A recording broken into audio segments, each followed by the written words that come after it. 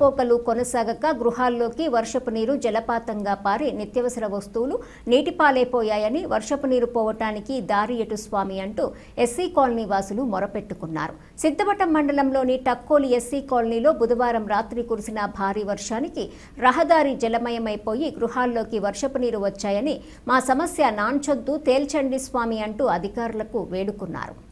SC colony నందు వర్షపు నీరు పోవటానికి దారి లేక రాత్రి వేళల్లో విషపురుగులు సంచరిస్తున్నాయని, వర్షపు నీరు పోవటానికి దారి లేక భారీగా నీరు నిలవటంతో బిక్కుబిక్కుమంటూ నిద్రలేని రాత్రులతో జీవనం సాగుతున్నామని, ఎన్నిసార్లు అధికారులకు మొరపెట్టుకున్నా సమస్య పరిష్కారం కాలేదని ఎస్సీ కాలనీ కుటుంబ వాసులు తెలిపారు. ఈ విషయమై పంచాయతీ కార్యదర్శి రామలింగరాజు వివరణ కోరగా ఎస్సీ కాలనీలో ఒక వ్యక్తి వర్షపు నీరు పోకుండా గోడ నిర్మాణం చేశారని, సమస్య పరిష్కారం కొరకు పోలీస్ స్టేషన్లో ఫిర్యాదు చేసి పరిష్కారం చేస్తామన్నారు.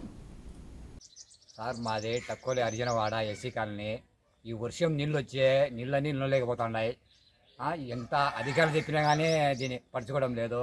పాములు దోమలు అన్నీ వస్తున్నాయి ఇంటికి. ఈ ఎస్సీ కాలనీలో 100 కుటుంబాలు ఉన్నాయి.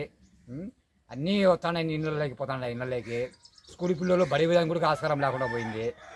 దీని ఎట్టో మార్గం దొరుకుతుంది సార్. లేకుంటే మా ఇంట్లోనే కొనుక్కోండి మీరే సార్. ఈ వర్షానికి మేము ఉండలేకుండా ఇక్కడ పాములు దోమలు వస్తున్నాయి. దానికి ఏదో ఒకటి మార్గం చూడండి సార్.